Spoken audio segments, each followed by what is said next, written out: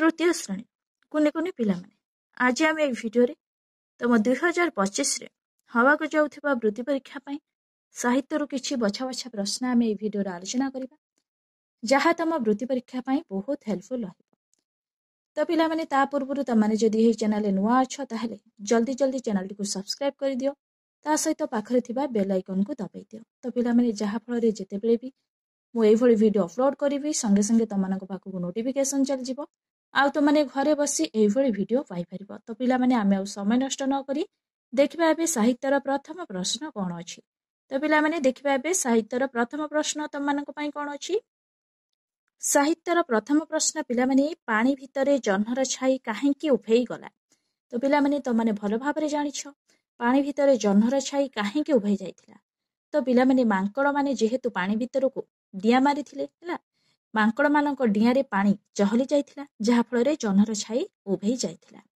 तो ऑप्शन कोन अछि देखिबा पिला माने मांकड़ को डरी करी जह्नर छाई पळाई गेला। तो पिला माने एटा तो कदा भी नुहे मांकड़ डिया रे पानी चहली जिबारु। तो पिला माने एटा ठीक अछि हला मांकड़ मानक मध्य कळी लागिबारु एटा पिला माने संपूर्ण भाबरे भूल राती होई थिबारु एटा पिला माने संपूर्ण भाबरे भूल।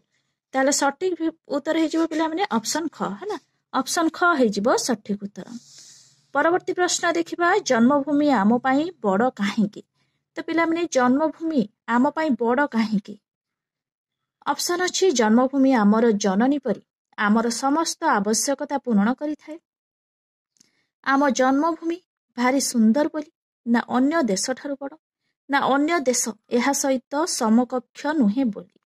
तो पिला माने जन्मभूमि आम पाई बड़ काहेकि ना जन्मभूमि आमर जननी परी आमर समस्त आवश्यकता पूरण करिछि हला।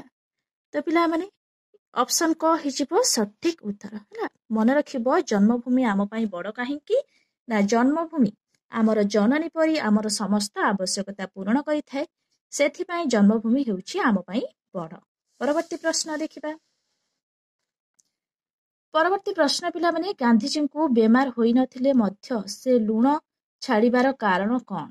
तो पिला माने गांधीजी तांकर पत्नी जे थिले कस्तूरबा हला एमिति भी प्रश्न पिला माने परीक्षा रे आसी पारे गांधीजींकर पत्नीको नाम कोन। तो मने रखिबो गांधीजींकर पत्नीको नाम होउछि कोन कस्तूरबा। तो पिला माने गांधीजी लूण काहेकि छाड़ीथिले से तो तांको पत्नी को मना करिथिले लूण खाइबा पई तो से काहेकि लूण छाड़ीथिले हला। तो माने भलो भाबरे जानिथिले गांधीजी काहेकि लूण छाड़ीथिले ना गांधीजी कहिथिले जे अन्य को जो कार्य करिबा पई कहबा से काम प्रथमे निजे करिबा आवश्यक। जेहेतु तांको पत्नी को से लूण खाइबा पई मना करिथिले से प्रथमे निजे लूण कोन न खाइबा पई चेष्टा करिथिले निजे सेति पई लूण छाड़ीथिले तापर तांको पत्नी को कहिथिले लूण छाड़ीबा कथा। तो पिला माने सेति पई तो विषयटीर ना थिला कहिबा आगुरु करिबा हला जो काम आमे कहिबा हला ता पूर्वरु से काम को आमे निजे करिबा निहाती जरूरी। तो पिला माने गांधीजी को बेमार होई नथिले मध्य से लूण छाड़ीबार कारण कोन थिला ऑप्शन अछि कोन देखिबा गांधीजी को लूण खाइबा को भलो लागे नाही बोली ना अन्य को कहिबा आगुरु निजे करी देखाइबा पई ना कस्तूरीबाऊ को डराइबा को ना कस्तूरीबाऊ को भलो पांती बोली। तो पिला माने कस्तूरबा तांको स्त्री मने रखिबो निहाती भाबरे पिला माने अन्य को कहिबा आगुरु निजे करी देखाइबा पई हला ताहले ऑप्शन ख होई जिवो सठिक उत्तर। परवर्ती प्रश्न देखिबा आम राज्य रे केउठी भेळा भेळा होई जहाज लागुछि। तो पिला माने आम राज्य रो केउठी भेळा भेळा होई जहाज लागुछि ऑप्शन अछि पारादीप बंदर ठारे पुरी बेलाभूमि ठारे हीराकुद जलभंडार रे ना चिलिका ह्रद ठारे केउठी पिला माने ना पारादीप बंदर ठारे मने रखिबो आम राज्य रो पारादीप बंदर ठारे भेळा भेळा होई जहाज लागुछि ऑप्शन ख होई जिवो सठिक उत्तर।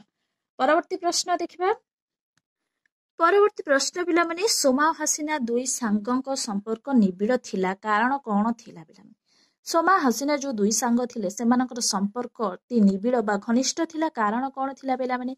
तो पिला माने ऑप्शन देखिबा कोन पई तांकर संपर्क घनिष्ठ बा निबिड़ थिला ऑप्शन अछि सोमा हसीना दुई जण बालिका थिले बोली ना जणे हिंदू अन्य जणे मुसलमान थिले बोली ना सोमा हसीना दुहे समवयसी और सहपाठी थिले बोली ना सेमानक पिता दुहे परस्पर शत्रु थिले बोली। तो पिला माने सोमा हसीना दुहे समवयसी जेहेतु से समान बयस समान श्रेणी रे पाठ पढुथिले सेथि पई सेमानक संपर्क घनिष्ठ थिला हला घनिष्ठ बा निबिड़ थिला।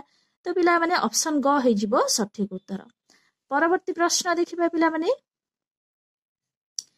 पठाणी सामंत केउथिपाई अभुला होई रहिछंती। तो पिलामाने पठाणी सामंत काहेकि अभुला होई रहि जाइछंती आज ऑप्शन अछि कोन देखिबा।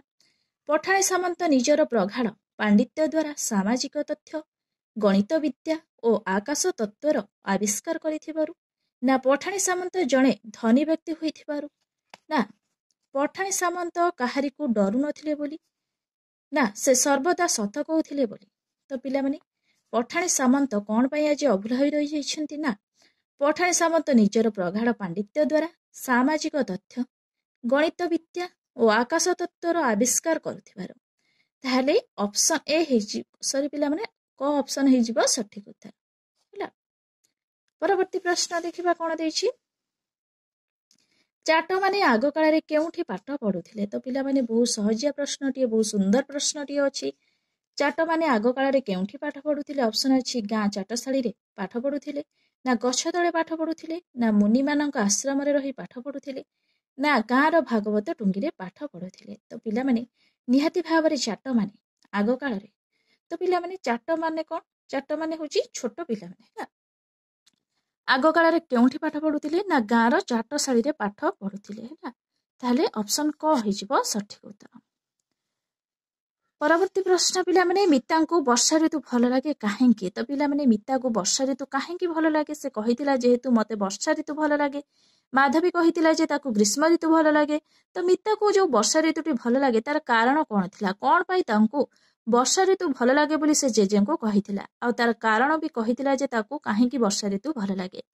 ऑप्शन अछि मिता वर्षा पानी रे डंगा भसाइबा पाई ताकू वर्षा ऋतु भल लागुथिला ना एही ऋतु रे प्रचुर पानी मिले ओ एहा गछलता पशुपक्षी को साहाय्य करे बोली ताकू भल लागुथिला ना वर्षा पानी कादुआरे खेलिबा पाई ताकू भल लागुथिला ना एही समय अधिक गरम बा ठंडा नथाय बोली सेथिपाई ताकू भल लागुथिला।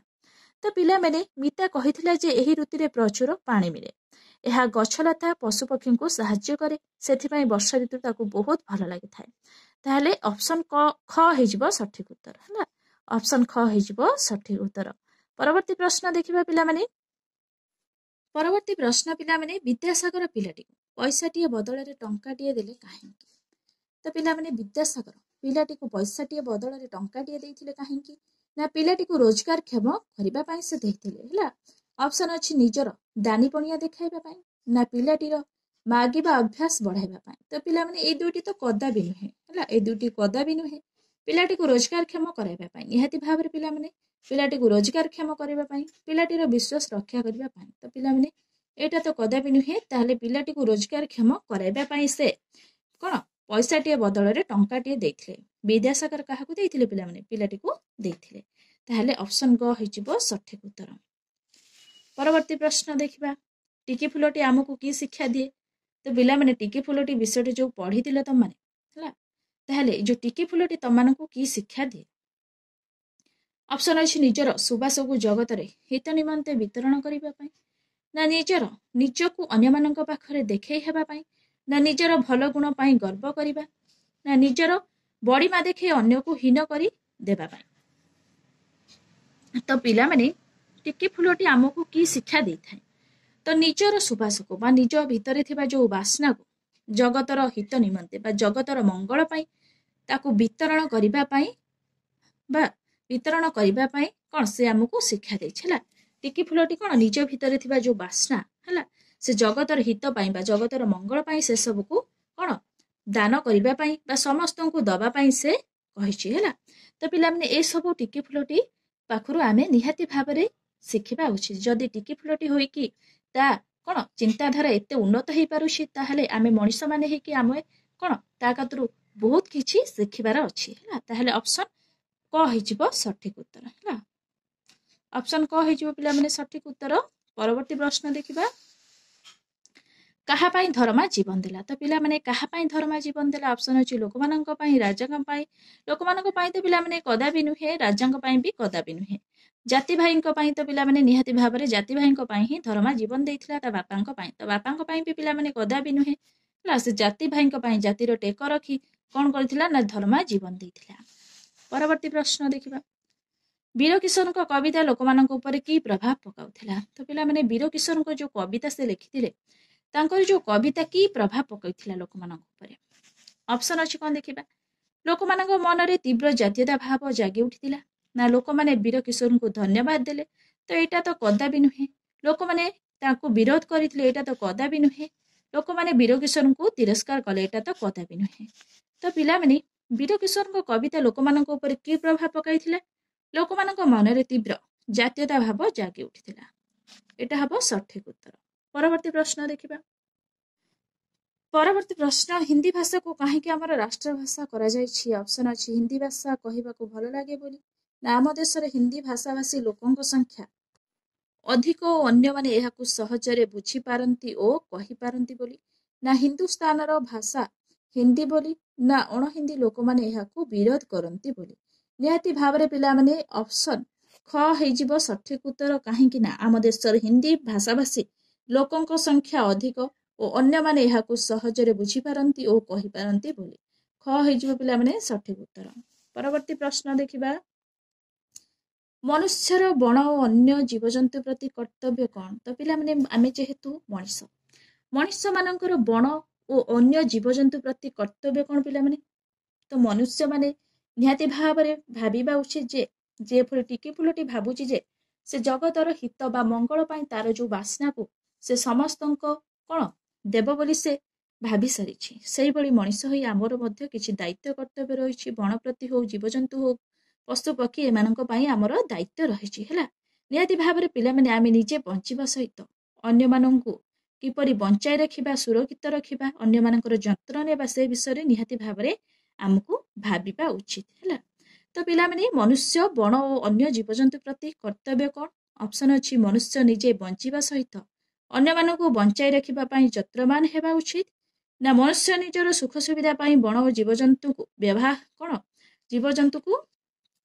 ବ୍ୟବହାର କରିବା। ନିହାତି ଭାବରେ ଏଇଟା ଭୁଲ ପିଲାମାନେ। ମନୁଷ୍ୟ ନିଜର ଇଚ୍ଛାନୁସାରେ ବଂଶର ଧ୍ୱଂସ ସାଧନ କରିବା, ତ ପିଲାମାନେ ଏଇଟା ସମ୍ପୂର୍ଣ୍ଣ ଭାବରେ ଭୁଲ। ମନୁଷ୍ୟ ମନ ଇଚ୍ଛା ପଶୁପକ୍ଷୀଙ୍କୁ ମାରି ଖାଇବା, ନିହାତି ଭାବରେ ପିଲାମାନେ ଏଇଟା ହିଁ ଭୁଲ।